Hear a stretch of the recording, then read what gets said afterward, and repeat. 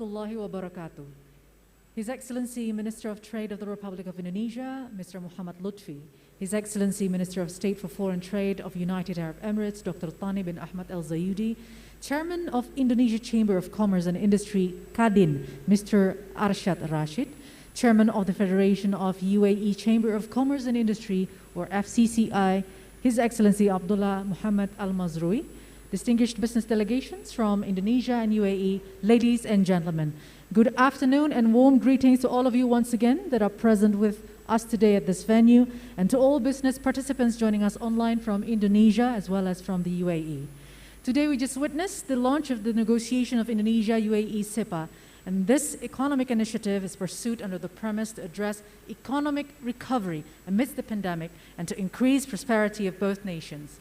These features of the agreement seek to address many areas, among others of goods, services, investment, cooperation, intellectual property rights, halal, and e-commerce. The Indonesia-UAE CEPA seeks a comprehensive and inclusive agreement that will provide a better business environment in many sectors for businesses from various scales, from multinational companies to small, medium-sized enterprises. Now, having said that, the purpose of this session is to seek vision, thought, and expectations from the ministers as well as prominent business leaders on the UAE and Indonesia. And I'm hoping with the limited time allocation for this session, we will be able to hear our panelists' thoughts and expectations on IUAE CEPA, halal and Sharia economy, as well as SMEs and e-commerce.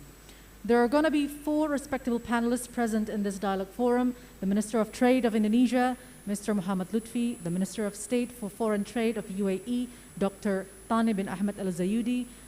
Both are representing the government of both countries, while the Chairman of Indonesia Chambers of Commerce and Industry, Mr. Arsyad Rashid, and Chairman of Federation of UAE Chamber of Commerce and Industry, His Excellency Abdullah Muhammad Al Mazrui, are representing private sectors of Indonesia and UAE. Now, ladies and gentlemen, before we start our engagement, I would like to invite all the panelists to come up to the stage. Would like to call upon Mr. Muhammad Lutfi, Dr. Thani, as well as Mr. Arsyad Rashid and Mr. Abdullah Muhammad Al Mazrui.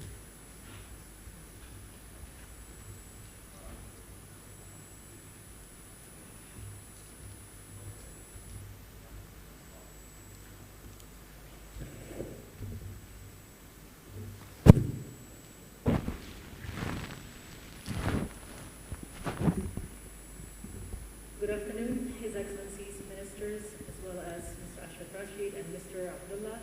Thank you very much for being here with us today. Now, ladies and gentlemen, we would like to dig deeper on Indonesia-UAE CEPA. But before we engage with all the panelists, we would like to see a video that is presented here, that is going to be presented here. It is being prepared by the committee.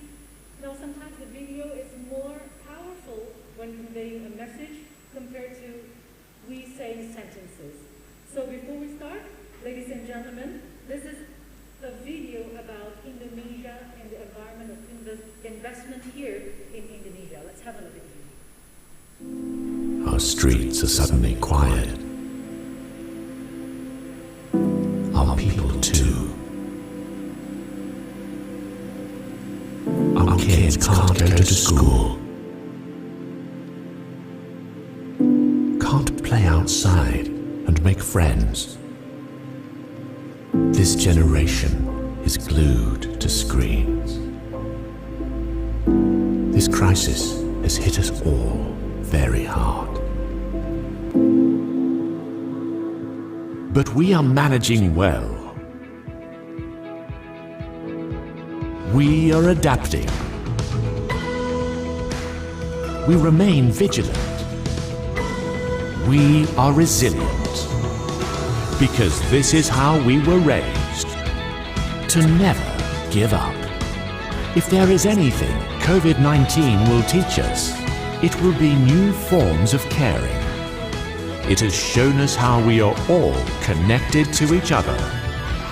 We are now more connected than ever. In this unprecedented time, we want to make it easier for the businesses. Yang menghambat investasi semuanya harus dipangkas. What do you think about red tape in Indonesia? Reforms such as the recent one on omnibus law would for sure help strengthen the Indonesian economy by increasing productivity, competitiveness, and ease of doing business, while at the same time reducing excessive bureaucracy. What makes your company invest in Indonesia? What are the key drivers? BSF has been investing in Indonesia for 45 years. Indonesia has the important qualities for business to thrive: dynamic market, fast developing customer needs, and overall energy and optimism that propels the country forward. Huge market, and they see the abundance of resources, natural resources, mineral resources, but also human resources. If you have a suggestion for the government of Indonesia on how to improve the investment climate, what would that be? In general, we are looking for an investment climate with less complexity in law, low certainty, as well as coordination and collaboration among government institutions and bodies. Political stability and economic growth are deeply interconnected. Second, as I have mentioned before, consistent on-the-ground implementations of policies will be instrumental in ensuring that the businesses can benefit from the incentives and the vast facilities that the government is offering. And third, we also hope that the government is putting great care and attention also to existing long-term investors. I think team in BKPM, Pak Balil and his team has coordinated quite well and interacted very closely with us as appropriate, and we look forward to continuing in the same manner. To respond to those issues, what BKPM has to say. Para investor yang saya hormati, realisasi investasi Indonesia sejak tahun 2016 sampai 2020 khususnya di bidang industri sebesar 1.321,8 triliun. Angka ini merupakan 36% dari total investasi. Di tahun 2020, di mana di era pandemi COVID-19, kita berhasil mencatat realisasi investasi sebesar 826,4 triliun, di mana 33%-nya adalah di sektor industri. Investor dimanapun berada dibutuhkan kepastian, kemudahan, transparansi, dan efisien.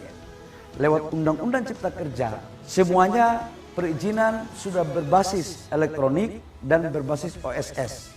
Dan semuanya terpusat pada satu pintu.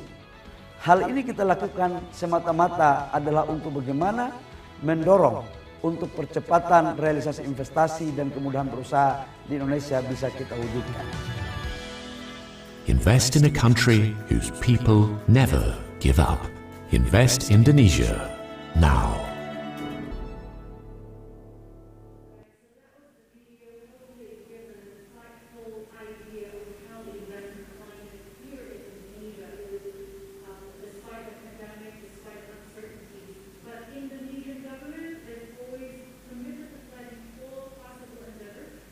That the businesses here are not only surviving but also thriving.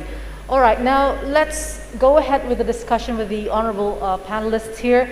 I just want to remind us on the data here that in terms of trade transactions, Indonesia and UAE have recorded a total trade value of $2.9 billion in 2020. With palm oil and articles of jewelry becoming Indonesia's major export product to UAE, while UAE mostly exported semi-finished products of iron and steel to Indonesia. Now we need to know, you mentioned, both ministers, your vision and also the plans ahead towards this IUAE CEPA. But I would like to start with Minister Lutfi. In terms of trade, sir, and investments, how do you assess economic relationship of Indonesia and UAE so far? And how do you foresee the prospect of having the establishment of Indonesia-UAE CEPA? Well, to be honest, I think Indonesia and UAE, we are punching way below our weight capacity. So with the signing of the trade agreement, I think the number will go naturally to be upward. In fact, if we don't even sign the things, I think the number will go upward anyway.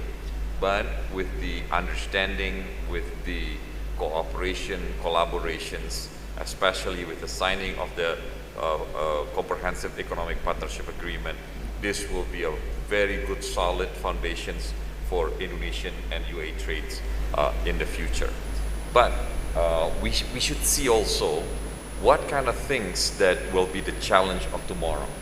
I think, Rahma, we should see that Indonesian and UAE is part of the history that will become new in the future. For example, this COVID-19 will be a challenge not only for the two countries, but for the rest of the world. The fighting of the infectious disease, of the infectious virus, need collaborations. We cannot do this by ourselves. Before long, we could understand that, you know, this wave and coming waves of this COVID-19 cannot be stopped, and only can be stopped if we work together, if we collaborate together.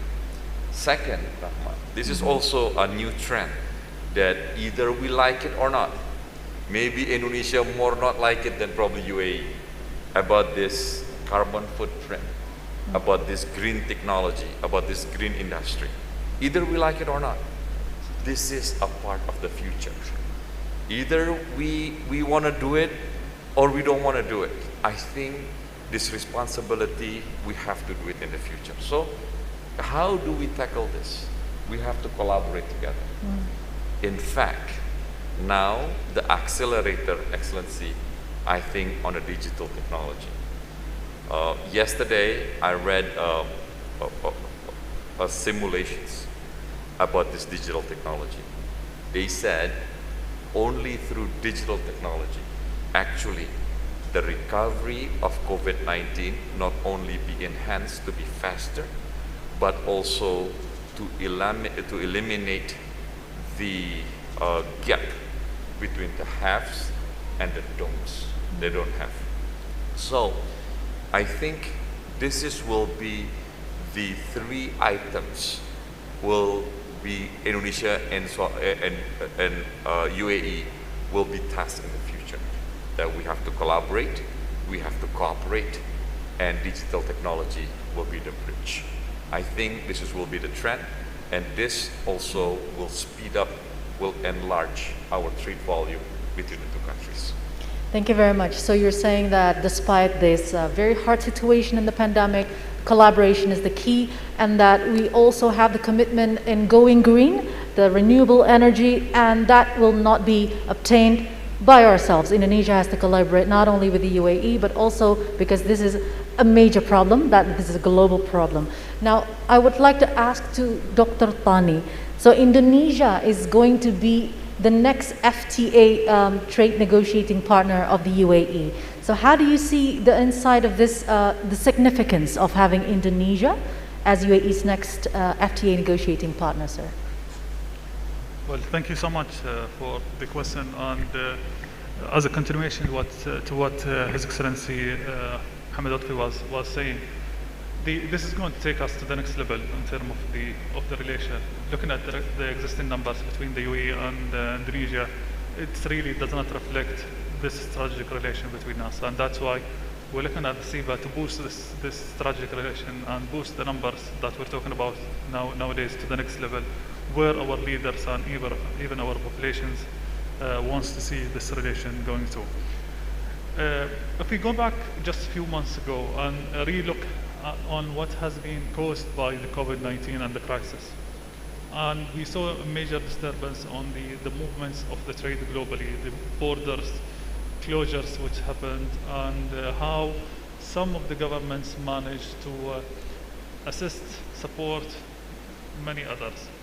Going forward and going to overcome such global crisis, no one can do it alone, and we have to work together. And if we really wants to recover much quicker than before, we have to ensure that the economies are open to each other, and more free trade agreements and more economic partnerships are coming along. Indonesia is one of the G20 countries with a huge potential for investments and trade. And there are so many sectors which we can capitalize on, and they can capitalize on some of the strength that we have in the UAE, so we can take this forward together. Sustainability is an element which has been tested during the pandemic. We do understand that with the current the percentage of populations in our region and Indonesia and the young generation is going to be the main driver of the whole discussion. And those young generation are going to be heavily dependent on sustainability, on digitalizations, and in the most high-tech technology sectors. And we will make sure that through CEPA, we're covering those aspects to ensure that we're going to be more resilient for any futuristic challenges. Consumption pattern is changing, and people are moving toward those online consumptions and not online shopping. Sustainability, we're seeing more standards, more conditions are coming from the consumers to ensure that those are going to be more environmentally friendly materials, products, and equipment. The other side which I see is going to be a challenge to the globe is the employment, especially with this movements on digitalization means many people are going to lose their jobs, more pressure on governments to ensure that they're reskilling their employees to cope with such quick changes. So I really hope that through the CEPA we can capitalize on the various agendas, various plans that we have, and ensure that we're taking each other to the next level, hand in hand, to ensure the prosperity to our population. Thank you, His Excellency. All right, now we have the business sector's representations here, and they're going to be the key players once the IUAE CEPA or CEPA will be implemented. Mr. Arshad and also Mr. Abdullah, I'd like to address this question to both of you. From the perspective of the business sector, could you elaborate how a comprehensive FTA between these two countries will benefit the businesses in Indonesia and in the UAE? Maybe beginning with Mr. Abdullah. Thank you. I think the foundation are put for moving forward with the collaboration. Excuse me, sir, could you put your microphone a little bit closer to the mouth? Thank you very much. So we can hear you clearly. I think the two ministers and representing the two governments laid the foundation for the private sector to take part in the development of trade between the two countries. I think we'll have to be fully engaged in the future, especially with the signing of the CEPA agreement and the MOU that we are signing today. I think the road will be clear for the two countries to take part, both the public sector as well as the private sector. Thank you. All right, thank you, Mr. Abdullah. Arshad, would you like to add on the answer? Thank you. Now, to take it from Indonesian perspective is that this CEPA, for us, number one, the key word is collaboration, I think, between the two countries, where both two countries are strategically located in two different regions or different areas globally that actually can help and mutually help each other. And number two, beside that, is we are building a trust between two nations and people of these two countries, whereby when you see a trust, then we see a long-term relationship between the both countries and both people. And of course, what I see also, I hear, is the commitment. I think just now both ministers, we were talking about the CEPA that has been done by Indonesia with Australia for more than 10 years, and other country more than 10 years. But the commitment from two ministers, beginning from 1 year, now becoming 6 months, and to say that November is coming, October is coming, and there will be a more committed, faster track to actually doing the CEPA. So I see those are building a trust in which good for both countries. But if you don't mind, here to say is that I would like to also say about what can Indonesia offers in a way for the UAE.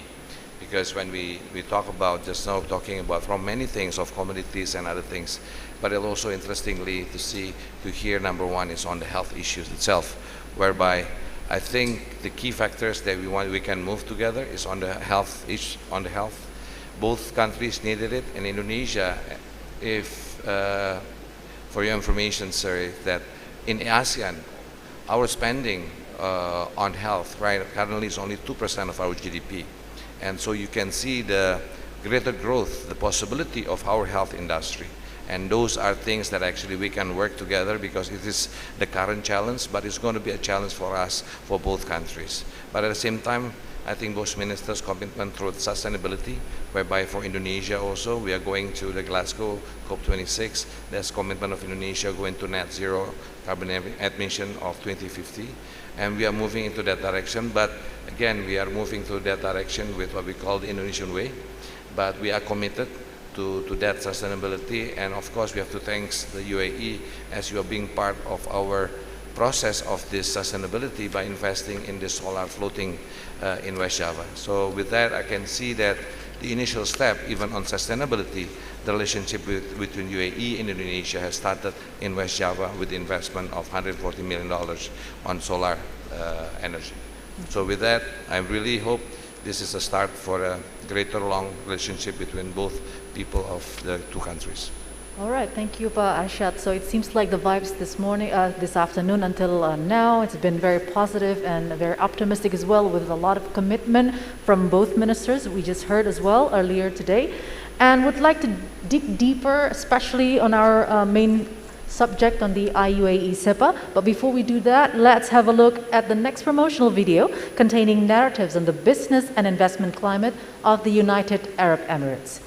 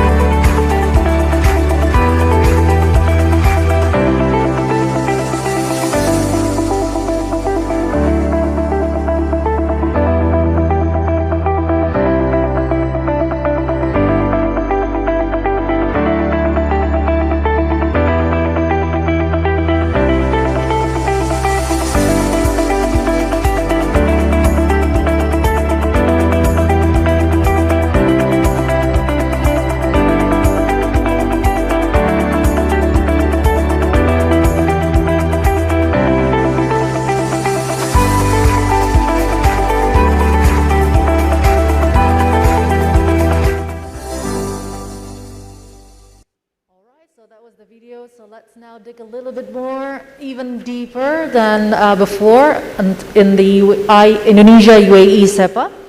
Now, Indonesia and UAE CEPA negotiation will be the newest addition on the list of free trade agreements currently negotiated by Indonesia, and it will also be Indonesia's first trade negotiation with a trade partner in the Middle East region. On the UAE side, if I may recall from the WTO data, the Indonesia-UAE CEPA will be the second trade negotiation with ASEAN member after Singapore, which was signed in 2008 and entered into force in 2013. However, this time would be different, as UAE will be negotiating directly to Indonesia, not as a part of the Gulf Cooperation Council or the GCC. All right, Pak Lutfi, how do you, if you could elaborate, Indonesia-UAE CEPA, how will it be different or differ from the other bilateral trade agreements currently being negotiated by Indonesia? And what are Indonesia's expectations of this strategic partnership with the UAE? Yes, well, I would like to give you a brief, Your Excellency, on how Indonesia is doing the economic partnership agreement or free trade agreement per se. This is my second time as Minister of Trade. In 2014, when I came to the office, first time, Indonesia only had 2 free trade agreements. One is with the Japanese. We call it Indonesia-Japan Free Trade Comprehensive Economic Partnership Agreement. So it's quite comprehensive. It was quite aggressive at that time, you know, and that's what the first one we have. And the second one is preferential trade agreement with Pakistan. The idea of that trade, with that agreement, is to sell our palm oil, so our palm oil about 10 to 20% cheaper than the Malaysians, and that's it, you know. And we don't have anything else. And we have, we have something what we call the ASEAN Free Trade Agreement with the dialogue partners. So, but we have 6. Other than that, we don't have anything. So when I arrived at trade the second time, we have like 5 times more what we had last time. And then I was, you know, Indonesia need to bring the approval to the parliament. So I was asked by my parliament about a week ago, how many you will have next year. I said, in the pipeline, I'm negotiating about 8 or 9 right now. And we are going to be more extensive. Why? Because we are evolving from raw materials and half-finished goods into industry and industrial with high technology goods that we're selling. Without a comprehensive trade agreement, it will be rather difficult to do so. But the one is very specific with UAE is, you know, one, it will like a binder, like a promise that the 2 people, 2 nations, 2 countries as a super strategic relationships, okay? I don't know if you know, Rahmat, but Pak Jokowi has a street in Abu Dhabi, right, yes. Minister? Has a street named after him We in Abu Dhabi. heard about it. And, you know, so we have to reciprocate. We have one of the longest tollway that connect Jakarta to the city of Bandung. By the way, Excellency, these 2 cities will merge one day. You know, in 2045, our planning bureau thinks that between Jakarta and Bandung will merge as one city with 75 million people combined. And it will be connected with one of this artery tollway called MBZ in honor of Your Highness the Crown Prince. That's to illustrate how close we are, okay? So it's like a binder. But for Indonesia per se, this is an illustration of how Indonesia will undertake trade in the future. We will collaborate, and UAE will be the important pillar to go into Gulf countries and beyond. The beyond will be Africa, and the beyond will be countries that is very difficult for Indonesia to penetrate. For example, troubled country, I wouldn't say troubled country, but difficult countries like Syria will be a very specific country that Excellency and I discuss about. Libya, Excellency, they need palm oil as a cooking oil, and they need margarine, you know. They still have to do that. Be as difficult a country can be. And the one that I'm eyeing, and this is not for media, consumption, is I want to trade with Iran. And I already asked Excellency's guidance on how we can penetrate those markets. That will be the most important things of all. The underlying of this trade agreement is friendships, collaborations between 2 people that like each other. And for that, Excellency, I thank you. Thank you, Pak Lutfi. It's a very catchy to hear that your term saying that Indonesia and UAE is not only strategic, but it is a super strategic relationship that Indonesia and UAE is having. Now, from the point of view of Dr. Thani, what do you think are the benefits that may be enjoyed by these 2 close nations once the UAE CEPA is implemented? And which sectors of cooperation do you think would benefit the most from the Indonesia-UAE CEPA? Sure, thank you. Thank you for the question. Let me just first comment on His Excellency's Mohammed Lutfi's quick interventions. I really hope that I'm going to be His Excellency Mohammed Lutfi's of UAE, because we have 3 agreements now, and in a few years I hope that we'll have the number of TAs with the world as the numbers that you guys are having with the world. Speaking about the UAE and the investment, you quickly saw the video on the various potential investments opportunities in the UAE.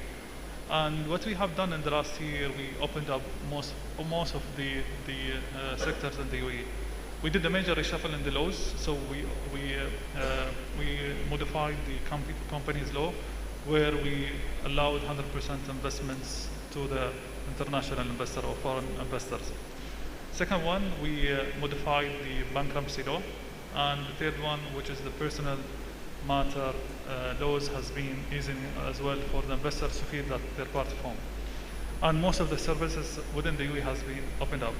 So the question which was always raised, why you guys as a nation, after the whole laws and regulations changes, why you still want the CEPA and free trade agreements?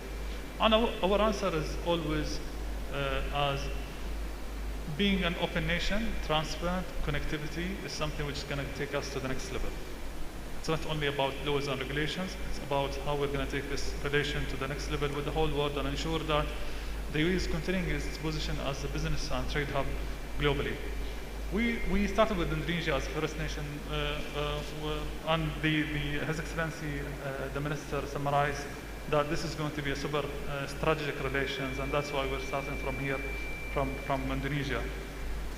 We want the next phase to bring the more than 700,000 companies that we have in the UAE to work and partner with various stakeholders, private sector here in Indonesia.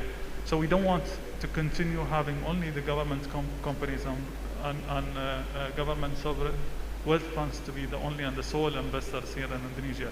We want the company based in the UAE to come and do investments. And we start having that and seeing some of the investments like Lulu, which has 5 retailers so far, and they're planning to have another 20 in the upcoming few months and years. So such investments is going to be expanded after the CEPA. What are the sectors? We're open. Being a super strategic nation, it means that we're welcoming any investments in any sectors that we see a potential of investments and collaboration in. But we're going to put a lot of efforts and attention on the key sectors like sustainable cities, advanced infrastructures, because they're the game changers of attracting more investment, attracting more potential job creations and social stabilities to the whole region. So those quickly the reaction to the question. And for sure, if CEPA is not going to bring the knowledge base and the innovations to the table, we're going to make sure that those teams are taking that in consideration from now. Thank you. Thank you, His Excellency. All right, now I'd like to go to Mr. Ashad Rashid. You are a business person, and we would like to know your suggestions to the government on the key areas that need to be prioritized in the CEPA. Thank you. Perhaps I talk more about the what we see as, there's a lot of things I think both ministers just talk about the commodities, talking about renewable energy, we talk about health energy, we talk about the food security, we talk about many things. But foremost, I think one of the things that we would like to develop ourselves between Indonesia and UAE is the closer relationship between our 2 SMEs, our small medium enterprises. Because currently in Indonesia, we just enacted a new law called the Omnibus Law, which basically creating a better position or easier way to do business and actually to be able for the SME to be formalized into the business society. With this SME collaboration between Indonesia and UAE, that is something that we believe we should start and we should collaborate further. And this is also where the feeling of the 2 people, the heart, as what the ministers mentioned, how we talk more than a nation, we talk about the people. And SME Indonesia contributed more than 60% to the economy. So this is something that we would like to actually engage with the UAE to have that closer relationship and to build perhaps how to help trade between both SMEs and to create these trading arms forms so that we can actually cooperate together. I mean, large corporations are easier to get access, but then SME, this is something that actually we would like to work with the Chamber of Commerce of UAE in link with us to do that. And furthermore, for us as Chamber of Commerce, as we are now in Indonesia, we always say it as being Indonesian Inc. Here, we would like to say is that we would like to have a clear discussion with the Chamber of Commerce of UAE of various projects, ultimately what we can actually help and access to that, because we want to get things get done quickly, and this is where our commitment of Kadin, and this is following the commitment of what both ministers and also our both leaders to say that we would like to develop this relationship and investment between both countries as fast as possible. So rather than talking about which one, I rather would like to have more specific project we would like to work on and SMEs projects and whatever it is, and let's work together on that, and let's find a way to make sure that the double digit or triple whatever trade right now we have or investment that we have between UAE and also Indonesia. All right, thank you very much, Pak Arsyad Rashid. We also saw from the video before how the Indonesian government is trying a lot of efforts to make sure that the businesses, especially the investment environment here in Indonesia, is still having the appetite for the international community. Now, from the perspective of the business community from the UAE, Mr. Abdullah Al-Mazrui, how the business community of the UAE sees the business environment here in Indonesia so far, and what are the future expectations with the establishment of Indonesia-UAE CEPA? Well, the UAE's private sector is waiting for those agreements to come to reality, and as Mr. Mohammed Lutfi today announced that the signing of the labor law plus the CEPA start the negotiation of the CEPA, I think will attract a lot of investors from the private sector to engage and come and invest in Indonesia. I think it will take some time from the Chamber of Commerce, because they are our members, to introduce the law and the MOU that we will sign today, as well as the CEPA to those investors. And I believe that there are going to be a lot of joint venture in the future between businessmen from UAE as well as Indonesia. And I would say that, I also expect to see the trade of UAE to the ASEAN is coming through Indonesia, and the trade to Middle East and the Gulf and North Africa would come from UAE. So this is a very important element that the private sector will be active in, and I believe that what we heard today, that those will double the numbers of trade. I believe it's going to be 5 or 10 times. And this cannot happen without the participation of the private sector. All right, thank you. So we just heard how the panelists have conveyed their general ideas, perspectives on Indonesia-UAE CEPA. But I heard some of the specific issues of cooperation that have been mentioned before, like the e-commerce or digital economy, investments, small and medium enterprises, as well as halal and Sharia economy. So this is very interesting. I'd like to go to Pak Lutfi first. Could you share the initiative approach, or the indicative approach to create a collaborative e-commerce and digital economy through this Indonesia-UAE CEPA? Yes. This is something that the minister and I have not touched, but I'm pretty sure that I look at the Indonesian number, Your Excellency.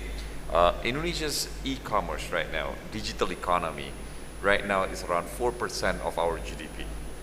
It will go about 8 times from 4,000 from 320 from 600 billion today of rupiah to go to around 4,600 in 2030. So it will go 3 times. It will go 8 times, but it will be very important for the e-commerce to play in the Indonesian market.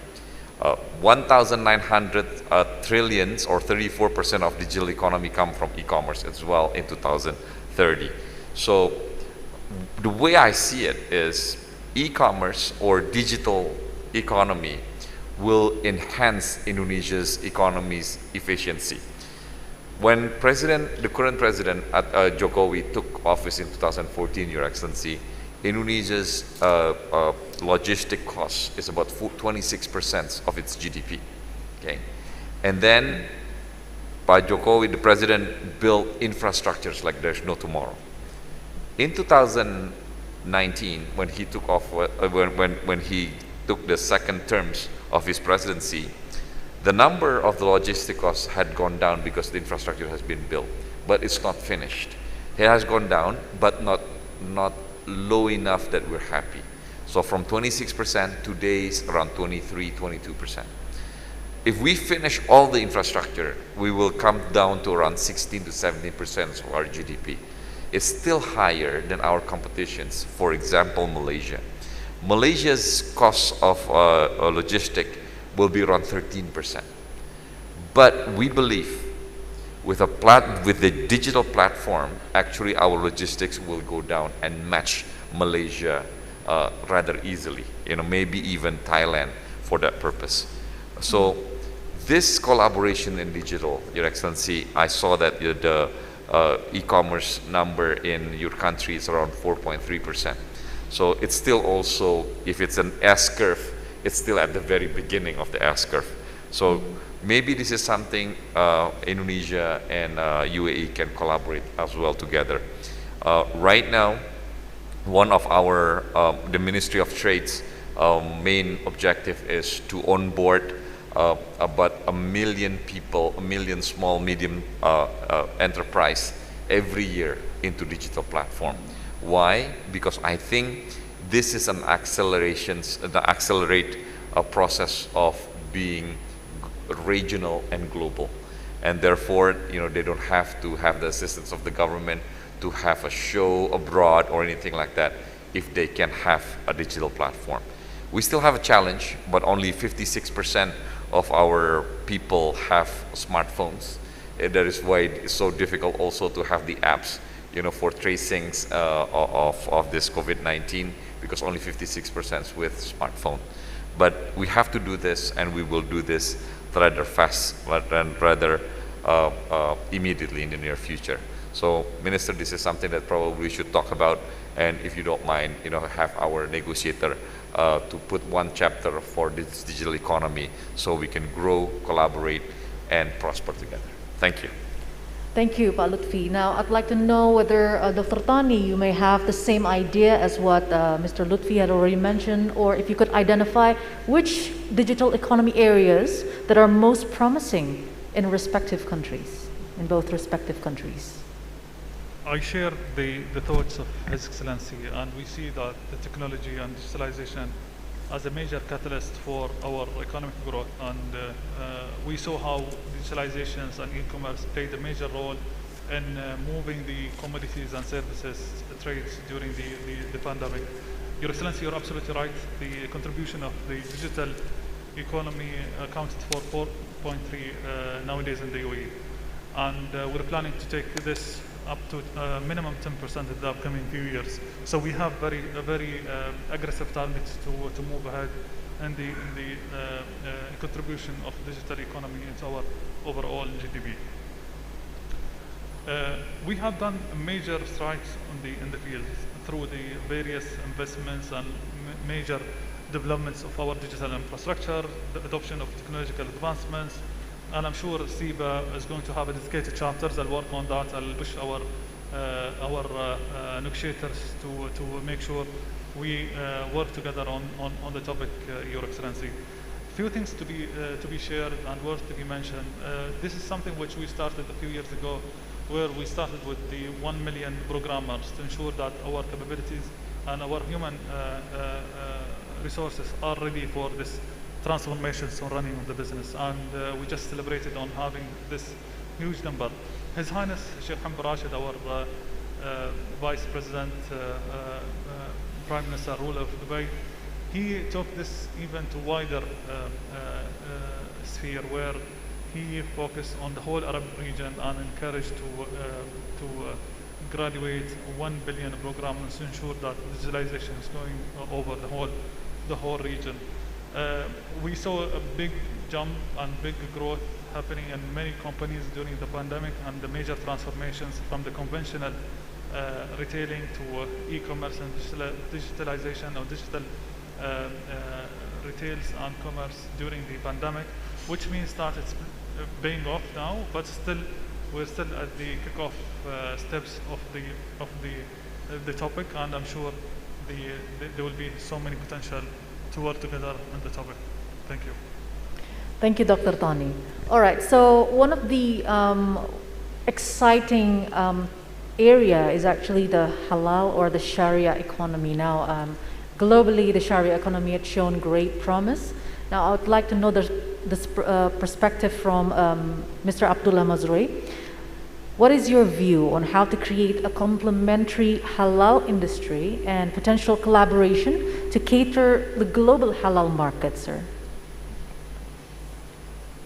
Well, as the Minister mentioned, the halal industry is growing very fast, and the two countries are well positioned is really to take advantage of this and to gain a market share. And I believe that the agreement that being signed or we're going to be signing will facilitate all of this. In the United Arab Emirates, our Prime Minister just announced a year ago that Dubai will be the capital of halal trade. And I think there will be a lot of incentive given to this business in the United Arab Emirates. And I know that this business in Indonesia is also a priority. And the two countries are in a very strong position to take advantage of this and gain market share in the future. Thank you. Thank you, sir. Okay, so now the SMEs, as mentioned by Minister Lutfi as well, this is something that is growing very fast here in Indonesia. Perhaps, Pak Arsyad Rashid, you could hone it a little bit more on the suggested strategy on how to ensure the SMEs will enjoy the benefit of Indonesia-UAE CEPA. First of all, I would like to add just now on the digital technology. I mean, besides the e-commerce itself, I think on advanced technology, Your Excellency, I'd like to understand that from Indonesian perspective on the manufacturing, on industry, only 21% of our industry has been actually following the Industrial Revolution 4.0. So with technology that can actually exchange between two countries, that is something that we believe that is also another avenue of working together closely on the digital space between the two countries. But on answering the question of SME itself, this is where we actually, as Indonesia is growing, as I was mentioning about the Omnibus Law on moving the SME, this is where we're trying to make with the digital technology to create a platform, especially on trades. And this is where actually, Minister, we would like to really closely together to work how we can push. And first in Indonesia, we are currently educating. We are doing a financial literacy, we are doing a digital literacy, and also now we are making a lot of preparation for our SME on export, import, and also branding. So with all of this, and also with together with the so-called Muslim apparel industry together, All these are the development of SME Indonesia, and the possibility for us is how perhaps we can create a so-called platforms between UAE and Indonesia on trades, particularly on helping these SMEs. So rather than talking with perhaps that's something we can work together between the Indonesian Chamber of Commerce and also the UAE Chamber of Commerce in order to establish and help each other's SME and connecting them between this. And with this CEPA, I think we would like to really push this understanding of how to optimize this so-called agreement. Because from the study that we have, from any agreement, usually the developed countries actually uses more of the CEPA rather than the developing countries. And here, what we'd like to see is how we can actually optimize this CEPA. So not only to sign, but to make sure actually it's executed and make sure that all of us, large corporation, even SME, will be implementing and optimizing this CEPA. So very much we will be also working closely with the Ministry of Trade to give input from our perspective what will be benefiting for both countries, especially on the development of the SME itself. But again, I would like to invite to do what we call a commerce trade between the two countries for the SME purposes. Thank you. Thank you very much, Mr. Arshad Rashid. So I guess we have covered how the ministers, how the business sectors have actually shared their ideas, their thought, and as well as visions, and also the commitment between the two ministers. Hopefully this is going to be a very long relationship, this is stronger ever before. Thank you very much, all the panelists here, for joining this forum. And also, I thank you for everybody to have supported this forum as well. Ladies and gentlemen, we have finally come to the end of this dialogue forum on the Indonesia-UAE CEPA. On behalf of the committee, I'm extending our appreciation of each and every one of you for attending this forum. And I would like to also invite all of you to proceed to Vimala 1 Ballroom, because shortly we will have the business forum as well as the signing of MOU between Chambers of Commerce of Industry of Indonesia and UAE. Thank you very much. Assalamualaikum warahmatullahi wabarakatuh. Oh ini jadi